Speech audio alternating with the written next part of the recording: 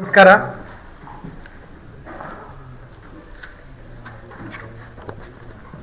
ನಾನು ಟೈಮ್ಸ್ ಗಂಗಾಧರ್ ಅಂತ ಹೇಳಿ ಜಿಲ್ಲಾ ಮಕ್ಕಳ ಸಾಹಿತ್ಯ ಪರಿಷದ ಜಿಲ್ಲಾಧ್ಯಕ್ಷ ಹಾಗೂ ರೋಟರಿ ರಾಯಲ್ಸ್ನ ಈ ವರ್ಷದ ಜಿಲ್ಲಾಧ್ಯಕ್ಷನಾಗಿರ್ತೀನಿ. ಇವರು ರವಿಕುಮಾರ್ ಅವರು ನಮ್ಮ ರೋಟರಿ ರಾಯಲ್ಸ್ನ ಕಾರ್ಯದರ್ಶಿ ಆಗಿರ್ತಾರೆ. ಯೋಗೀಶ್ ಅಂತ ಹೇಳಿ ಇವರು ಈ ನಾಳೆ ಮಂಗಳವಾರ ನಡೆಯುವ ಕಾರ್ಯಕ್ರಮದ ಚೇರ್ಮನ್ ಆಗಿರ್ತಾರೆ. ದಿಲೀಪ್ ಅವರು ನಮ್ಮ ರೋಟರಿ ರಾಯಲ್ಸ್ನ ಟ್ರೆಜರರ್ ಆಗಿ ಕೆಲಸ ಮಾಡ್ತಿದ್ದಾರೆ 25-26ನೇ ಸಾಲಿಗೆ. ಹಾಗೆ ಅವರು ಸಚಿನ್ ಅವರು ನಮ್ಮ ಪಾಸ್ಟ್ ಪ್ರೆಸಿಡೆಂಟ್, ನಮ್ಮ ರೋಟರಿ ರಾಯಲ್ಸ್ನ ಪಾಸ್ಟ್ ಪ್ರೆಸಿಡೆಂಟು. ಶ್ರೀನಂದು ಅವರು ಸೀನಿಯರ್ ರೊಟೇರಿಯನ್ ನಮ್ಮ ರೋಟರಿ ರಾಯಲ್ಸ್ನ. ಶ್ರೀನಂದ. ಸೊ ಈ ಪ್ರೆಸ್ ಮೀಟ್ನ ಉದ್ದೇಶ ಏನು ಅಂದರೆ, ಜಿಲ್ಲಾಡಳಿತ ಕಾರ್ಯಕ್ರಮನ ಹಮ್ಮಿಕೊಂಡು ಬರ್ತಾ ಇದ್ದೀವಿ SSLC ಮಕ್ಕಳಿಗೆ. ಸೊ ಅವರು ಸರ್ಕಾರಿ ಆಗಿರಬಹುದು, ಅನುದಾನ ಅಥವಾ ಅನುದಾನ ರಹಿತ ಎಲ್ಲ ಶಾಲೆ 10ನೇ ಕ್ಲಾಸ್ ಮಕ್ಕಳಿಗೆ how to face exams and then what's next after SSLC ಅಂತ. ಸೊ ಎಕ್ಸಾಮ್ಸನ್ನು ಫೇಸ್ ಮಾಡೋದು ಹೇಗೆ, SSLC ಎಕ್ಸಾಮ್ ಆದಮೇಲೆ ನಿಮ್ಮ ಮುಂದಿನ ನಡೆ ಹೇಗಿರಬೇಕು ಅನ್ನೋ ಉದ್ದೇಶವಾಗಿ ಕಲಾಭವನದಲ್ಲಿ ಇದೇ ಮಂಗಳವಾರ ಬೆಳಗ್ಗೆ 10 ಗಂಟೆಗೆ ಒಂದು ಕಾರ್ಯಕ್ರಮನ ಹಮ್ಮಿಕೊಂಡಿದ್ದೀವಿ. ಈ ಕಾರ್ಯಕ್ರಮಕ್ಕೆ ನಿಮ್ಮೆಲ್ಲರ ಹೆಚ್ಚು ಪ್ರಚಾರ ಮತ್ತು ಸಹಕಾರ ಬೇಕಾಗಿದೆ. ಆ ಕಾರ್ಯಕ್ರಮದ ಉದ್ಘಾಟನೆಯನ್ನು ನಮ್ಮ ಜಿಲ್ಲಾಧಿಕಾರಿಗಳಾದಂಥ ಮೇಡಮ್ ಅದು ನಮ್ಗೆ ಅದನ್ನು ನೆರವೇರಿಸ್ಕೊಡ್ತಿದ್ದಾರೆ. ಹಾಗೆ ಇನ್ನೊಬ್ಬರು ಮುಖ್ಯ ಅತಿಥಿಗಳಾಗಿ ನಮ್ಮ ರೋಟ್ರಿ ನಮ್ಮ ಈ ಝೋನಲ್ನ ನಮ್ಮ ಡಿಸ್ಟ್ರಿಕ್ಟ್ ಗವರ್ನರ್ ಆದಂಥ ಪಾಲಾಕ್ಷ ಸರ್ ಅವರು ಕೂಡ ಗೆಸ್ಟ್ ಆಗಿ ಇರ್ತಾರೆ.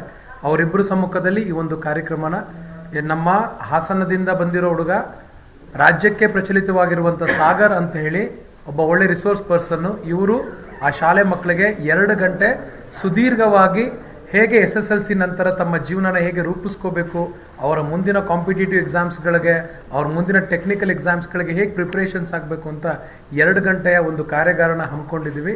ಇದನ್ನು ಆದಷ್ಟು ಎಲ್ಲ ಶಾಲಾ ಮಕ್ಕಳುಗಳು, ಎಲ್ಲ ಶಾಲೆಯ ಮುಖ್ಯಸ್ಥರು, ಮುಖ್ಯೋಪಾಧ್ಯಾಯರು ಇದನ್ನೊಂದು ಸದುಪಯೋಗ ಪಡಿಸ್ಕೋಬೇಕು ಅಂಥೇಳಿ ನಿಮ್ಮೆಲ್ಲರ ಮೂಲಕ ನಾವೊಂದು ಕಾರ್ಯಕ್ರಮನ ಹಮ್ಮಿಕೊಂಡಿದ್ದೀವಿ. ಇದಕ್ಕೆ ಸಹಕಾರ ನೀಡಿದಂಥ ಜಿಲ್ಲಾಡಳಿತಕ್ಕೆ ನಮ್ಮ ಕಡೆಯಿಂದ ಹೃತ್ಪೂರ್ವಕವಾದ ಅಭಿನಂದನೆಗಳು. ಕಲಾಭವನ ನಮಗೆ ಪ್ರೊವೈಡ್ ಮಾಡಿಕೊಟ್ಟಿದ್ದಾರೆ. ಹಾಗೆ ಜಿಲ್ಲಾ ಮಕ್ಕಳ ಸಾಹಿತ್ಯ ಪರಿಷತ್ತು ಕೂಡ ಇದರೊತ್ತಿಗೆ ಸೇರಿಕೊಂಡಿದೆ. ಈ ವರ್ಷದ ರೋಟರಿ ರಾಯಲ್ಸ್ನ ಎಲ್ಲ ವಿಭಿನ್ನ ಕಾರ್ಯಕ್ರಮಗಳಲ್ಲಿ ಇದು ಕೂಡ ಒಂದು ವಿಭಿನ್ನವಾದ ಕಾರ್ಯಕ್ರಮ.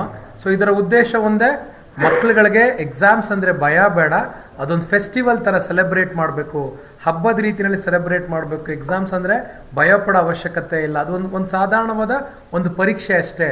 ಅದನ್ನು ವಿಪರೀತವಾದ ಒತ್ತಡದಿಂದ ಮಕ್ಕಳುಗಳು ಸಫರ್ ಪಡೋದು ಬೇಡ ಅನ್ನೋ ಕಾರಣಕ್ಕೋಸ್ಕರ ಕಳೆದ 8-9 ವರ್ಷದಿಂದ ರೋಟರಿ ರಾಯಲ್ಸ್ನಲ್ಲಿ ಈ ಕಾರ್ಯಕ್ರಮನ ನಡೆಸ್ಕೊಂಡೇ ಬಂದಿದ್ದೀವಿ.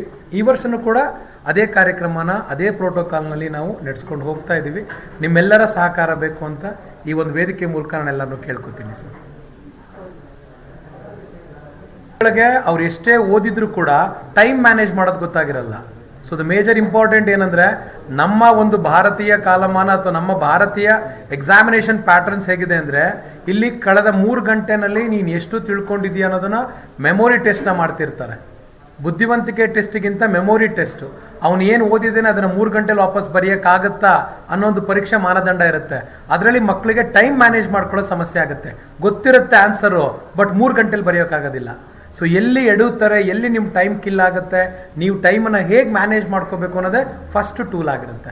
ಇದನ್ನು ಕಳೆದ ನಾವು ತುಂಬ ವರ್ಷಗಳಿಂದ ಸಕ್ಸಸ್ಸಿವ್ ಕಂಡಿದ್ದೀವಿ. ಅದರ ಚೇರ್ಮನ್ ಆಗಿ ಯೋಗೀಶ್ ಅಂತ ಕಳೆದ 7-8 ವರ್ಷದಿಂದ ಇವರೇ ಆ ಕಾರ್ಯಕ್ರಮನ ಮಾಡ್ತಾಯಿದ್ರು. ಮೊದಲೊಂದು ಸ್ವಲ್ಪ ಕಷ್ಟ ಆಗ್ತಿತ್ತು, ಏನಂದರೆ ಎಲ್ಲ ಶಾಲೆಗಳಿಗೆ ಹೋಗಿ ನಾವೇ ಇನ್ವೈಟ್ ಮಾಡಬೇಕಿತ್ತು. ದಯವಿಟ್ಟು ಕಳಿಸ್ಕೊಡಿ, ಮಕ್ಕಳನ್ನ ಕಳಿಸ್ಕೊಡಿ ಅಂತ. ಕೆಲವು ಶಾಲೆಯವ್ರು ಕಳಿಸೋರು, ಕೆಲವರು ಪ್ರಿಪ್ರೇಟರಿ ಎಕ್ಸಾಮ್ಸ್ ಇದೆ ಕಳ್ಸೋಕ್ಕಾಗಲ್ಲ ಅಂತಾರೆ. ಬಟ್ ಕಳೆದ 2-3 ವರ್ಷಗಳಿಂದ ಜಿಲ್ಲಾಡಳಿತ ಸಹಕಾರ ನೀಡ್ತಾ ಇದೆ. DDP ಅವ್ರು ಸಹಕಾರ ಮಾಡ್ತಾ ಇದ್ದಾರೆ, BU ಅವ್ರು ಸಹಕಾರ ಮಾಡ್ತಿದ್ದಾರೆ, ಮತ್ತು ಡಿಸ್ಟ್ರಿಕ್ಟ್ ಕಲೆಕ್ಟರ್ ಕೂಡ ನಮಗೆ ಸಹಾಯ ಮಾಡ್ತಿರೋದ್ರಿಂದ ಎಲ್ಲ 10ನೇ ಕ್ಲಾಸ್ ಮಕ್ಕಳು ಮಿನಿಮಮ್ 1,500 ಮಕ್ಕಳು ಇರ್ತಾರೆ. 1,500 ಮಕ್ಕಳು ಕಲಾಭವನದಲ್ಲಿ 1,000 ಆಸನಗಳಷ್ಟೇ ಇರೋದು. ಹೊರಗಡೆ ಚೇರ್ಸು ಮತ್ತು LED ವ್ಯವಸ್ಥೆನೂ ಕೂಡ ಮಾಡಿ ಅಷ್ಟು ಜನಕ್ಕೂ ಕೂಡ ಆಸನದ ವ್ಯವಸ್ಥೆ ಮಾಡಿಸಿರ್ತೀವಿ. ಒಂದು ಸಣ್ಣದಾಗಿ ಒಂದು ಕುಕ್ಕೀಸ್, ಈ ನಂದಿನಿದು ಏನು ಕುಕ್ಕೀಸ್ ಬರುತ್ತೆ ಅದು ಕೂಡ ಮಕ್ಕಳಿಗೆ ಪ್ರೊವೈಡ್ ಮಾಡ್ತೀವಿ. 2 ಅವರ್ ಆಗಿರೋದ್ರಿಂದ ಕೂತ್ಕೊಳ್ಳೋಕೆ ಏನು ವ್ಯವಸ್ಥೆ ಆಗಬೇಕು ಅದನ್ನು ಕೂಡ ರೋಟರಿ ರಾಯಲ್ಸ್ನ ಪರವಾಗಿ ಅದನ್ನು ನಾವು ವ್ಯವಸ್ಥೆ ಮಾಡಿಸಿರ್ತೀವಿ. ಸಿಟಿ ಮಕ್ಕಳು ಹೆಚ್ಚು ಕಡಿಮೆ ಎಲ್ಲ ಓದಿನಲ್ಲಿ ಸ್ವಲ್ಪ ಅವರವ್ರ ಇರ್ತಾರೆ. ಗ್ರಾಮೀಣ ಮಕ್ಕಳಿಗೆ ಈ ತರದ್ದು ಆದ್ರೆ ಈಗಲೂ ನಾವು ಸರ್ಕಾರಿ ಶಾಲೆ ಮಕ್ಕಳನ್ನ ಫಸ್ಟ್ ಕಾನ್ಸಂಟ್ರೇಟ್ ಮಾಡ್ತಾ ಇರೋದು. ಸರ್ಕಾರಿ ಶಾಲೆ ಮಕ್ಕಳು ಕೂಡ ಸಿಟಿ ವ್ಯಾಪ್ತಿ ಜಾಸ್ತಿ ಒತ್ತು ಕೊಡ್ತಾ ಇದ್ದಾರೆ. ಸೊ ಇದು ಗ್ರಾಮೀಣ ಪ್ರದೇಶಗಳಲ್ಲಿ ವಿಸ್ತರಣೆ ಆದ್ರೆ ಅವರು ತಾಲೂಕು ಮಟ್ಟಗಳಲ್ಲಿ ಮಾಡಬೇಕು. ತಾಲೂಕು ಮಟ್ಟಗಳಲ್ಲಿ ಆದ್ರೆ ಎಕ್ಸಾಮ್ನ ಹೇಳಕ್ಕೆ ಅದೇ ರೀತಿ ಬರೆದು ಹೆಚ್ಚು ಹೆಚ್ಚು ಪಾಸ್ ಆಗೋದು ತೇರ್ಗಡೆ ಆಗೋದಕ್ಕೆ ಸಹಾಯ ಆಗುತ್ತೆ. ಆಯ್ತು, ಖಂಡಿತ. ಹೋದ ಹೇಳಿದ್ವಿ ಅದನ್ನ, ಬಟ್ ಈ ವರ್ಷನೂ ಪ್ರಯತ್ನ ಪಡ್ತೀವಿ ನಾವು ಅದನ್ನ. ಬಟ್